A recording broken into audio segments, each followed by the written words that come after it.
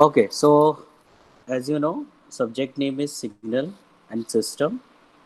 Okay, I have shared the lesson plan and also shared the ebook for this subject. Okay, so in previous lecture, okay, uh, we were discussing about the signals and systems. Okay, so first term is signal, and we have seen three types of signals. Okay, first one is the continuous, or you can say analog signal. Second one is the discrete, and third one is the digital. Okay, so in this subject we are going to discuss about these two terms. Okay, continuous, or you can say analog signal, and discrete signal. Digital, about the digital signal we will discuss when you guys will be in third year. The subject is known digital signal processing. Okay, so digitals की signals की बात हम उसमें करेंगे.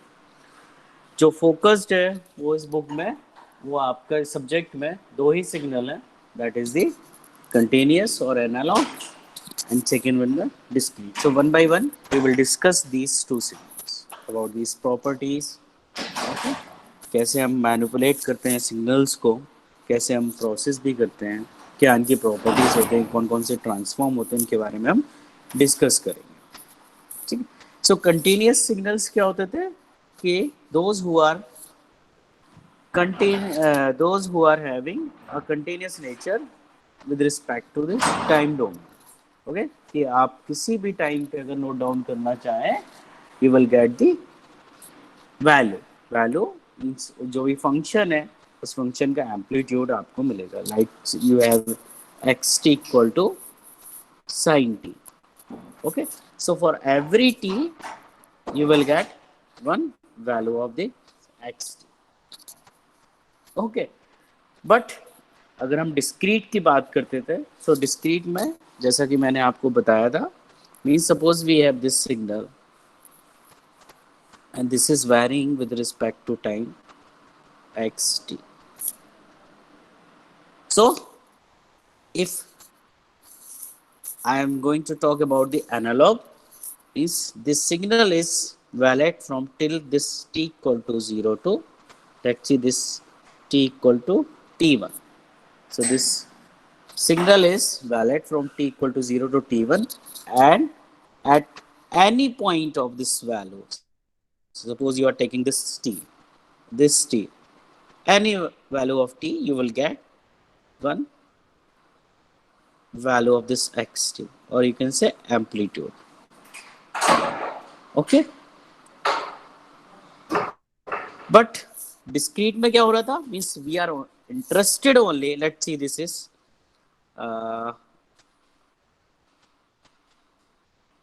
T2, T3, T4, T5, T6. These are the 6 values, and you are only interested only these 6 values. Okay, so आपने क्या किया, you have removed this signal.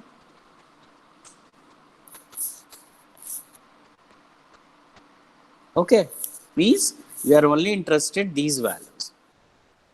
So एक तरह से क्या किया हमने, we have converted this signal into the number of samples and samples in which you are interested.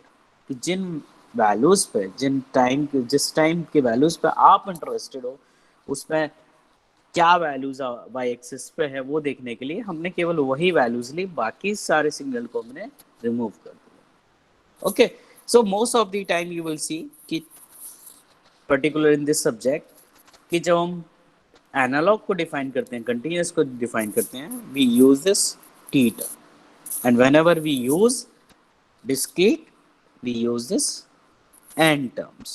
N is nothing as the number of samples. So n equal to 0 means if you are interested only these points, so let's see, this is n1, n2, n3, n4, n5. So here n1, n2, and 3 and 4 and 5 और इन्हीं signals पे आपने जो values define की थी वही आपको values मिलेगी। ओके, सो एक जनरली ये जस्ट आपके लिए बिकॉज रिप्रेजेंटेशन कुछ भी हो सकता है, बट जनरलाइज आपको क्विकली देखना है कि ये डिस्क्रीट है कि continuous, so you can verify with that if there is sample तो हम उसे बोलेंगे discrete. If we are defining the signal with respect to time we can say this is continuous. Okay, so in generalize way जो भी हम अपना signal define करते हैं वो टाइम के रिस्पेक्ट में, ठीक है। बट अगर आप जाएंगे इलेक्ट्रिकल डोमेन में, सो यू कैन से कि वोल्टेज के करस्पॉन्डिंग आई कैसे वेरी कर रही है, that is also continuous signal. Okay, so वो एप्लीकेशन जो डोमेन स्पेसिफिक हम डिफाइन करते हैं, ठीक है। बट इन दिस सब्जेक्ट आप यहाँ से फाइंड आउट कर सकते हैं if signal is defining. So this इसको रिप्रेजेंट आप हम किस में करते थे, एन में, बिकॉज हमने क्या ले लिया, सैंपल्स ले लिए। इन पर्टिकुलर टाइम पे ही वी आर इंटरेस्टेड कि व्हाट आर दी वैल्यूज, ठीक है। अगर हम ऐसे करते हैं तो let's see this is T X T. So हमने इसको क्या किया, we have converted this T into number of samples. So digital sorry analog and discrete. I think this point is clear.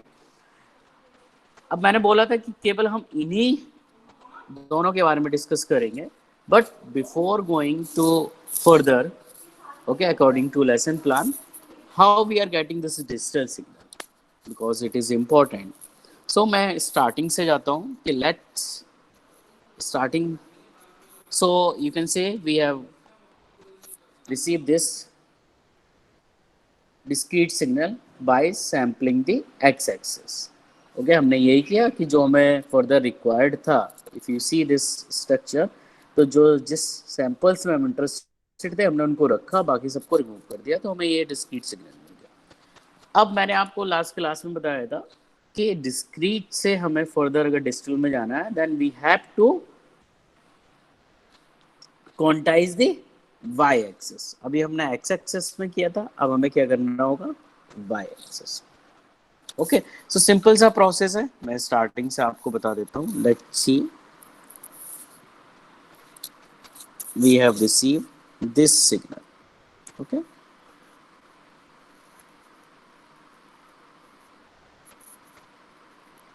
just taking one example.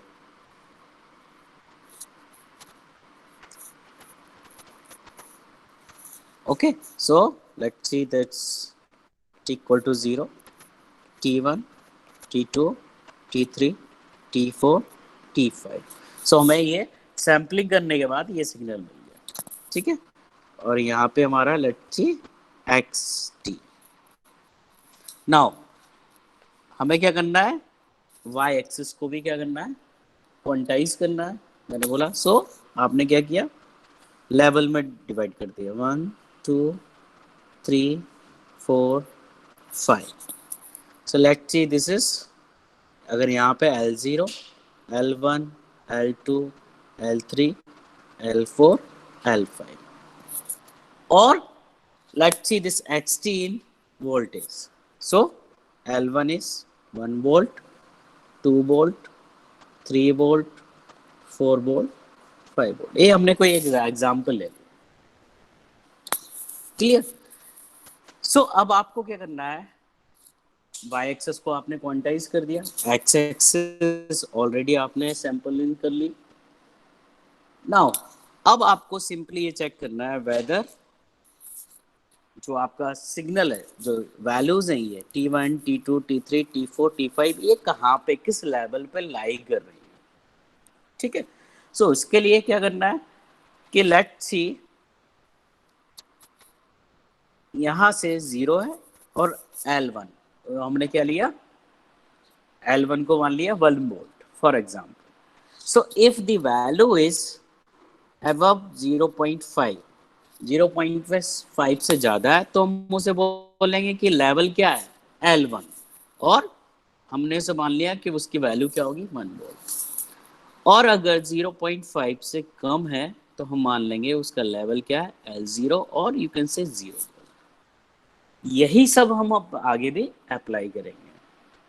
Okay, means if the value is coming between the L1 and L2, L1 L2, let's see this is 1 and 2, अब इसका middle point क्या होगा, 1.5 volt. सो अगर 1.5 volt से value ज़्यादा है तो we will consider 2, अगर 1.5 से वैल्यू कम है then we will consider this value 1। Clear, समझ में आ रहा है कि नहीं, रिस्पॉन्स? Yes sir. ठीक है, जहाँ पे समझ में नहीं आए मुझे नॉक कर देना। ठीक है, सिंपल है, इसे बेसिक है और ये दिमाग में रख लेना कि कैसे हम क्वांटाइजेशन कर रहे हैं। सो फॉर एग्जांपल पहला सैंपल हमारा क्या है, T1। सो हमने ये देखा कि T1 हमारा यहाँ पे लाई कर रहा है, हमने वाई एक्सिस पे एक ये डाल दिया,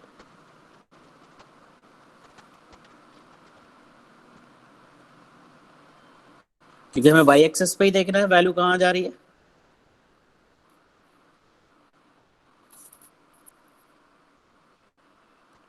तो मैंने वाई एक्सिस पे देख लिया कि उसकी वैल्यू क्या है। नाउ अगर मैं फर्स्ट सैंपल की बात करूं, ठीक है, अगर मैं देखूं कि फर्स्ट सैंपल मेरा क्या है, T1 पे जो हमारा फर्स्ट सैंपल है वो कहाँ से कहाँ किस किस के बीच में कर रहा है लाई, L1 एंड L2। यस, ठीक है। नाउ L1 एंड L2, जैसा कि मैंने बताया था, L1 को हमने मान लिया 1 वोल्ट, L2 को मान लिया हमने 2 वोल्ट। सो इसका मिडिल पॉइंट क्या होगा, 1.5। So you have to check whether this जो T1 है वो 1.5 से ज़्यादा है या 1.5 से कम। ठीक है, सो फॉर एग्जांपल हमारा 1.5 यहाँ कहीं आ रहा है। ठीक है, मैं थोड़ा इसको लार्ज कर देता हूँ।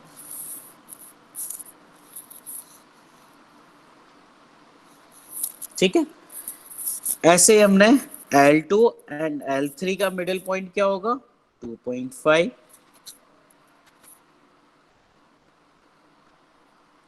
इसका क्या होगा,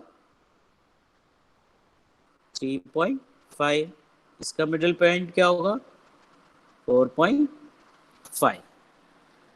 सो मैंने चेक किया कि L1 एंड L2 में जो T1 है वो 1.5 से कम है। मींस यहाँ पे जो वैल्यू होगी हमारी क्या होगी इस पे, L1। अब हमने देखा T2 कहाँ पे लाई कर रहा है। सो T2 को हमने देखा ये यहाँ पे इसका जो है L3 एंड L4 के बीच में लाई कर रहा है। बट हमने देखा कि L3 L4 के बीच में लाई तो कर रहा है, बट जो ये यहाँ पे वैल्यू है वो 3.5 से कम। मीन्स हमने इसे क्या कंसीडर किया फिर, L3, क्योंकि 3.5 से कम है, L3 के पास में है तो हमने इसे L3 कंसीडर किया। अगर ये 4 के पास में होता, 3.5 से अबव होता तो हम इसे L4 काउंट करते। सेम T3 के लिए देखो क्या आएगा, थर्ड सैंपल के लिए क्या वैल्यू आएगी, कौन सा लेवल आएगा,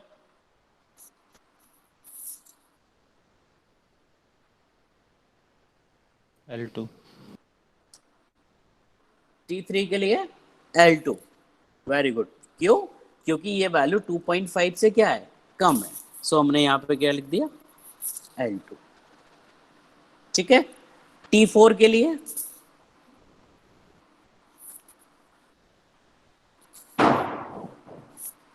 T4 के लिए क्या आएगा,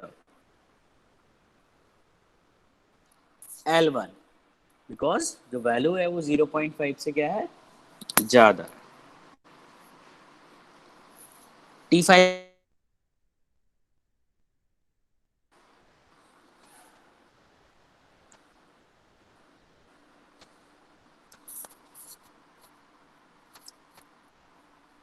what will be the value for T5, L4।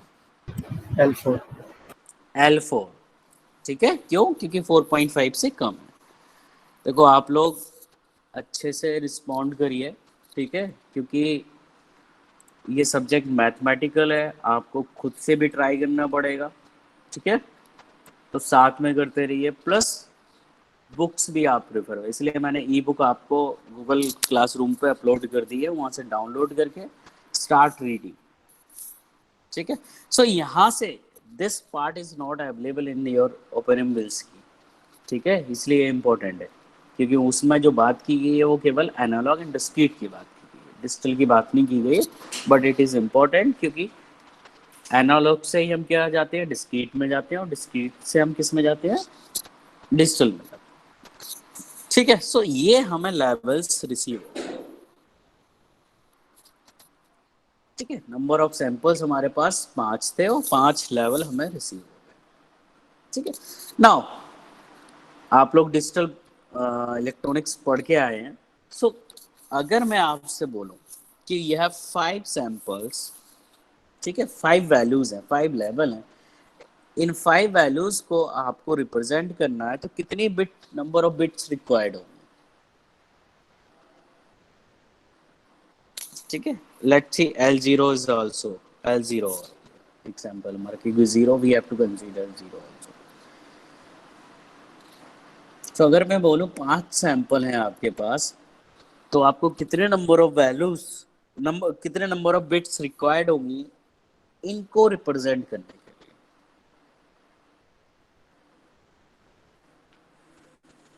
अब यही होता है कि आप डिजिटल अगर आपने अच्छे से पढ़ी होती, पढ़िए सभी ने अच्छे से, अगर आपके पास 3 बिट्स हैं तो कितने वैल्यूज आप शो कर सकते हैं, different values, 8. 8 2 to the power 3, okay। So here you have how many samples, a L0 L1 L2 L3 L4, यही वैल्यूज हैं, बिकॉज यहाँ पे L1 रिपीट हो रहा है तो सेम वैल्यू है। तो अगर मैं बोलूँ तो आपके पास वैल्यू जो हो गई वो हो गई एक तरह से L0 L1 L2 L3 and L4, यही लेवल है, इनको आपको नंबर ऑफ बिट से रिप्रेजेंट करना है। सो अगर मैं बोलता हूँ आपके पास 2 बिट होती तो आप 4 वैल्यूज को डिफाइन कर पाते, अगर आपको 1 2 3 4 5 लेवल करना है, means you have required 3 bits, और you can say A3 A2 A1, ठीक है। सो अगर मैं इसकी बात करूं, let's see L0 L1 L2 L3 L4, अगर मैं इसकी डेसिमल वैल्यू आपसे पूछूं बिट में, okay, so let's see 0 1 2 3 4 are decimal values, bit में कैसे रिप्रेजेंट करेंगे, 0 0 0 0 0 1 0 1 0 0 1 1 एंड 1 0 0, ये आपको पता है ऑलरेडी, ठीक है। सो L0 को हमने डिफाइन कर दिया इस कॉम्बिनेशन से, L1 को इससे, L2 को इससे, L3 को इससे, L4 को इससे। So rather than showing the values, यहाँ पे L0 है तो हम वहाँ पे क्या लिख देंगे, वैल्यू 0 0 0, L1 है तो हमने वैल्यू लिख दी 0 0 1, L3 है तो वैल्यू क्या आ गई 0 1 1, L2 है 0 1 0, L1 फिर से आ गया मीन्स 0 0 1, L4 आ गया means 1 0 0, okay। So you can see over here कि now we are getting the only 0 1 values, so in this manner you can represent the digital signal, means अब यहाँ पे ये T1 T2 T3 लिखने की जरूरत नहीं है, just write it down these values,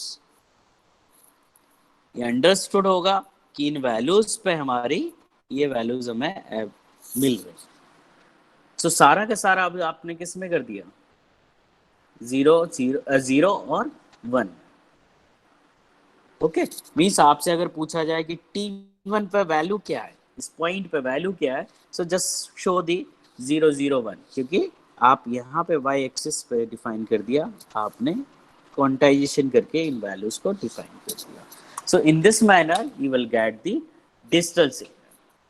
सो सबसे पहले एनालॉग, फिर discrete and after that digital. Okay, so ये तो हो गया आपका सिग्नल्स के बारे में। और जैसा कि मैंने आपको बताया कि हम बात अभी किसकी करेंगे, ओनली एनालॉग और कंटिन्यूस और सॉरी एंड डिस्क्रीट सिग्नल। सो दोनों को मैंने आपको पहले ही डिफाइन कर दिया कि टी के रिस्पेक्ट में है तो एनालॉग, और जब हम डिस्क्रीट बनाएंगे तो नंबर ऑफ सैंपल्स एन के रिस्पेक्ट में बनाएंगे। ठीक है, सो क्विकली मैं दोनों को बना देता हूँ।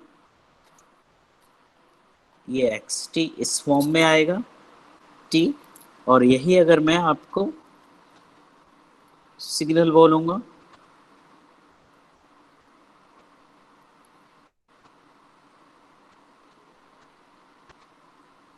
तो ये किस में आएगा, एन। और लिखेंगे भी कैसे, यहाँ पे एक्स एन एक्स टी लिखते थे, यहाँ पे हम लिखेंगे x n, n equal to 0, यहाँ पे लिखते हैं हम टी इक्वल टू 0।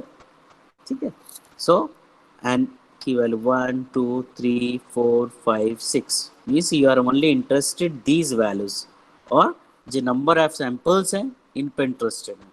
सो इनका अगर आप इन वैल्यू बनाओगे मीन्स तो सेम। ठीक है, clear. So analog and discrete. Discrete में बस आपको क्या करना है, सैंपल्स और you can say sampling. Clear. So ये तो हमारी बात हो गई जो हम बात कर रहे थे according to lesson plan, introduction to signal. दूसरा बात आता है सिस्टम।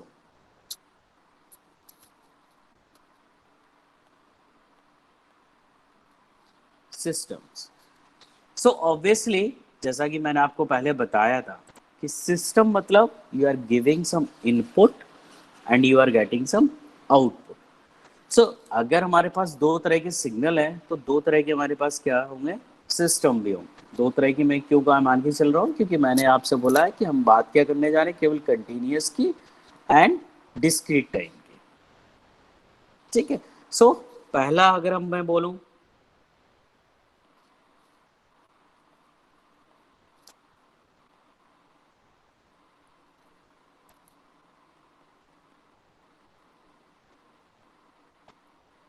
कंटिन्यूस टाइम सिस्टम, तो ऑब्वियसली आप इनपुट क्या हो दोगे, एनालॉग सिग्नल ही दोगे।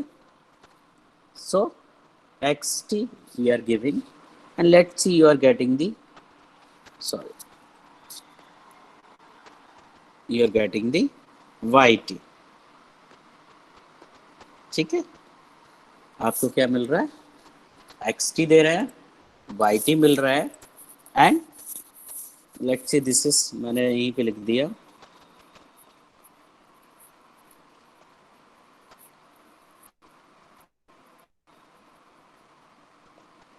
Continuous time system.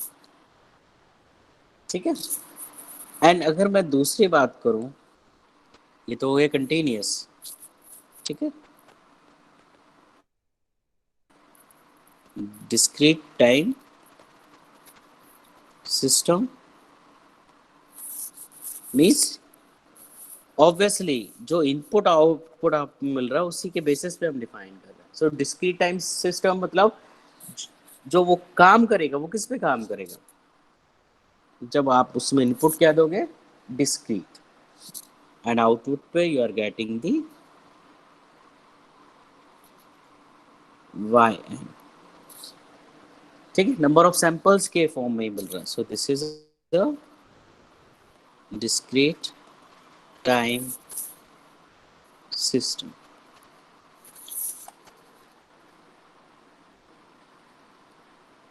Clear, means on the basis of which input you are giving you are going to define your system। clear, so system is nothing else means you are giving some input और एक processing हो रही है उस system के अंदर, कुछ units है जो मिलके काम कर रहे हैं और एक आपको आउटपुट दे रहे हैं। ठीक है, ये तो हो गई हमारी जनरलाइज डेफिनेशन। ठीक है, अब आपसे मैं बोलता हूँ कि भाई सिस्टम के एग्जाम्पल, सिग्नल्स के जैसे मैं हम लोगों ने बात कर ली, ठीक है, सिस्टम के एग्जाम्पल क्या है सिस्टम। तो सिस्टम का एक सिंपल सा एग्जाम्पल है, अ, आप वॉशिंग मशीन मैंने मान लिया, ठीक है, क्योंकि सभी ने देखी है वॉशिंग मशीन। सो वॉशिंग मशीन में क्या है, आपने इनपुट क्या दिया, कमांड। कमांड कैसे दी, अगर डिजिटल है डिस्प्ले आपका जहाँ से इनपुट दे रहे हैं, और मैनुअली जैसे एनालॉग फॉर्म में है जो जनरली जो हम यूज़ करते हैं, टाइमर फिक्स करते हैं। सो लेट्स सी मैंने 15 मिनट्स के लिए उसे सेट कर दिया। सो आपने इनपुट क्या किस रिस्पेक्ट में दिया कि जो मशीन है जैसे ही ऑन किया आपने, ऑन करने के बाद जैसे ही आपने टाइमर सेट किया, आपकी क्या वॉशिंग स्टार्ट हो जाएगी। सो इनपुट आप क्या दे रहे हैं, वो टाइम 15 मिनट्स, ठीक है। फिर उसके अंदर क्या है, वॉशिंग स्टार्ट, वो रोटेट होना स्टार्ट कर देगा, ठीक है। और साथ में क्या कर चलेगा कि जो काउंटर है वो डिक्रीमेंटल काउंटर स्टार्ट हो जाएगी। सो जैसे ही वो जीरो पे आएगा, 0 सेकेंड पे आपकी जो वॉशिंग है वो स्टॉप हो जाएगी। सो आप इनपुट दे रहे हैं टाइम कमांड, उस टाइम कमांड से ही सारा मैकेनिकल सिस्टम है वो कनेक्टेड है, और आउटपुट में क्या मिल रहा है आपको, जो रोटेशन हो रहा है वॉशिंग करने के लिए, वो एज ए आउटपुट मिल रहा है। जैसे ही टाइम इक्वल टू जीरो पे आएगा, वो जो वॉशिंग है, जो मैकेनिकल सिस्टम है, वो स्टॉप हो जाएगा। सो एक तरह से ये क्या है, सिस्टम है कि आपने इनपुट दिया, कुछ मैकेनिज्म हुई, और आपको आउटपुट मिल गया, ठीक है। सो फर्दर अब अभी हम आगे बात करेंगे कि मेमोरी सिस्टम में होती है, और कौन कौन से सिस्टम होते हैं, उन्हें कैसे हम डिफाइन करते हैं, ठीक है। ये जब फर्दर हम जब सिस्टम के बारे में पढ़ेंगे, देन वी विल डिस्कस, ठीक है। So next thing, according to your lesson plan, your real time application, or you can say, so in first lecture there was only introduction of signal and system. So this is lecture 2.